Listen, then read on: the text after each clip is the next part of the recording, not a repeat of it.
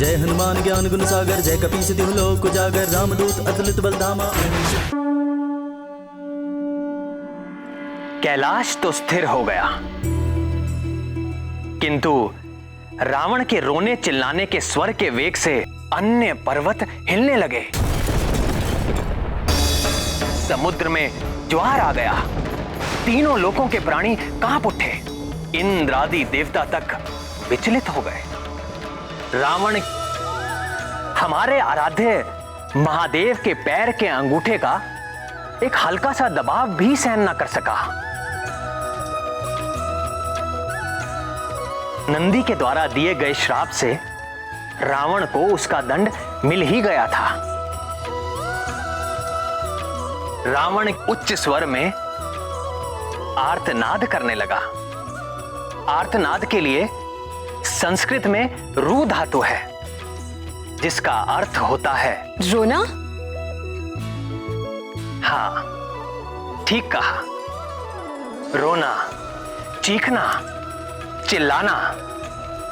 बहुत समय तक रोते रहने के कारण दशानन का नाम रावण पड़ गया। रोया, किंतु अपने अपराध को स्वीकार नहीं किया। अपराध स्वीकार किया और उसका प्रायश्चित भी किया।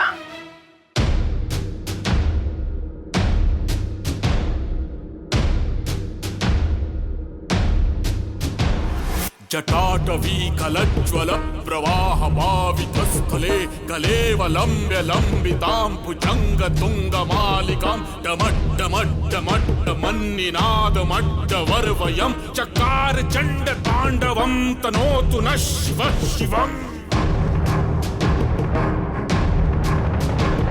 जटाकटाह संभ्रम भ्रमन्निलिम्प निर्झरी विलोल वीचि वल्लरी विराजमान मूर्धनि धगद् धगद् धगद् ज्वलल्ललाट पट्ट पावके किशोर चन्द्रशेखरे रतिः प्रतिक्षणं मम।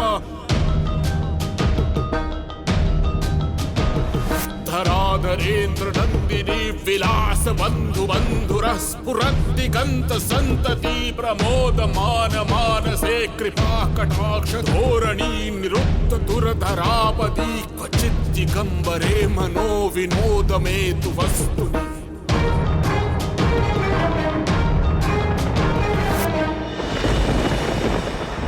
इस प्रकार से रावण को रोते हुए 1 सहस्र वर्ष बीत गए। नंदी के अपमान से भगवान भोलेनाथ रावण से कितना कुपित हुए होंगे।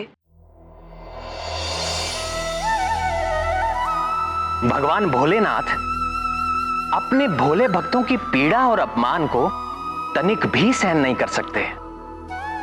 तो फिर दीनानाथ भोले बाबा का क्रोध कैसे शांत हुआ है दीनदयाल? भोले भंडारी क्या कभी किसी से सदा के लिए रूठ सकते हैं? भोले बाबा तो जगत पिता हैं, वो कैसे किसी प्राणी के प्रति निष्ठुर हो सकते हैं?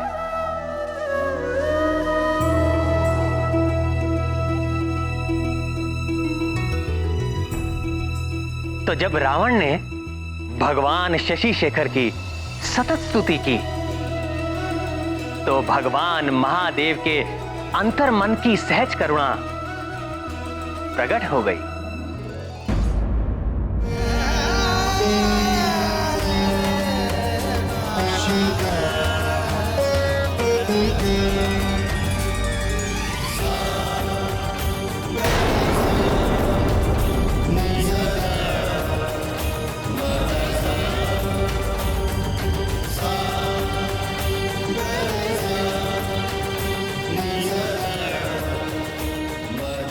ओम नमः शिवाय, ओम नमः शिवाय, ओम नमः शिवाय। उठो दशानन।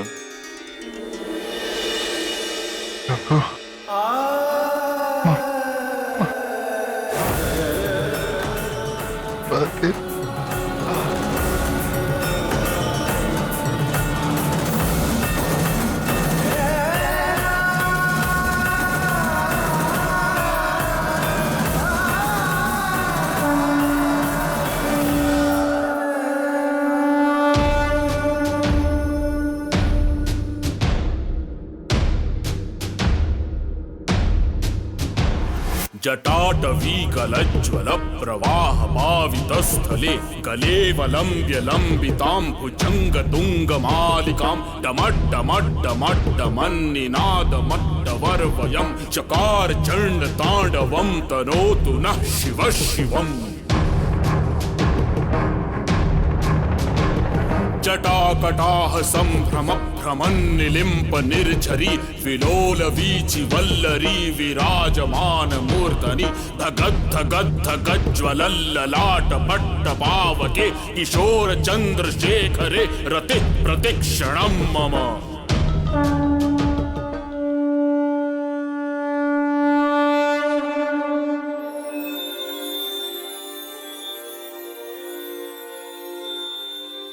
मैं तुम्हारी स्तुति से अति प्रसन्न हूं दशानन।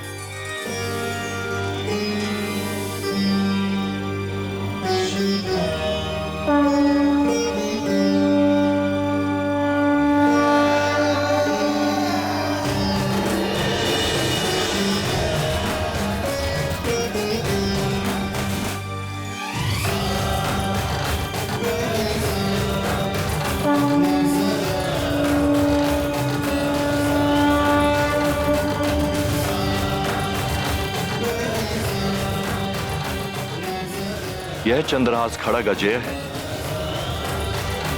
और यह तुम्हारे शत्रुओं पर साक्षात काल बनकर गिरेगी, किंतु तभी तक जब तक कि तुम धर्म के पक्ष में रहोगे, अन्यथा इसकी अपराजयता जाती रहेगी।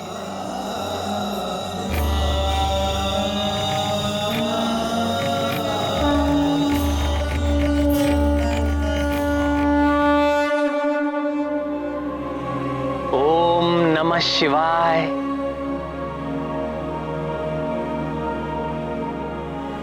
कितने भोले हैं भोलेनाथ। पिता के समान दंड भी दिया और क्षमा मांगने पर आशीर्वाद भी। ओम नमः शिवाय।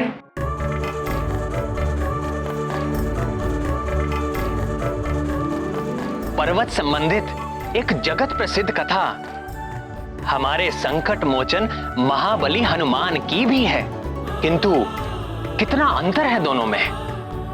रावण का उद्देश्य केवल अपने अहंकार की स्थापना करना और हनुमान का उद्देश्य लोक कल्याण की भावना।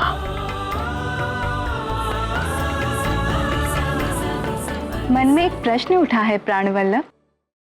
अवश्य पूछें कमल नयन। पुत्री यदि रावण के समान असभ्य हो तो उसे दंड से वश में किया जा सकता है, जैसे कि महादेव ने किया, किंतु पुत्री यदि हनुमान लला के समान अबोध और नटखट हो तो क्या करना चाहिए ना? हनुमान तो केवल राम नाम के वश में है और किसी उपाय से उन्हें वश में करना असंभव है। और बाल रूप का तो कहना ही क्या।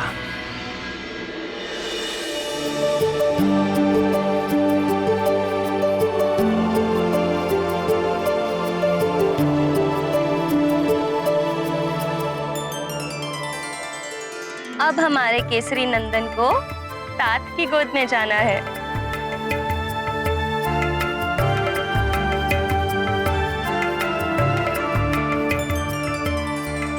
मैं गोद में ले तो लूं, लेकिन ये मेरे पास टिकेगा? बहुत चंचल है हमारा केसरी नंदन। दीजिए, इसे मुझे दीजिए, मैं इसे अभी सुला देती हूँ।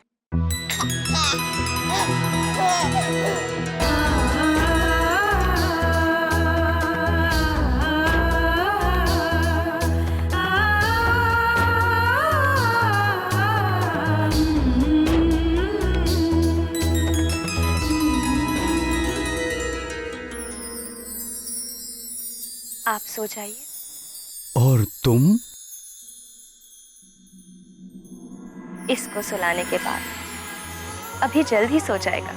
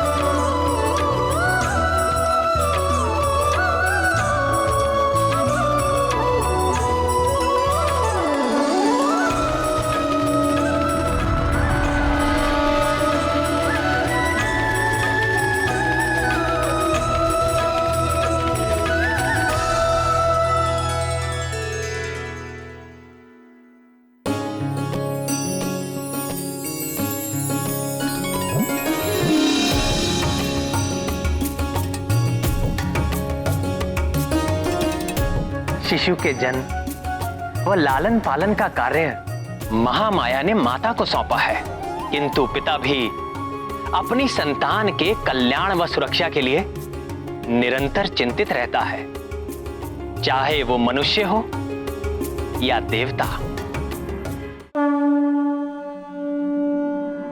मेरा पुत्र, पवन पुत्र, हे केसरी नंदन, वानर राज केसरी और भगवान शंकर के साथ साथ तुम मुझे भी अपना पिता ही समझो पुत्र। क्योंकि तुम्हारे जन्म की प्रक्रिया में मेरी भी भूमिका है। भगवान शंभु की कृपा से नमामि शंभु, नमामि रुद्रम, नमामि पुरुषम पुराणम, नमामि सर्वम शिरसा नमामि।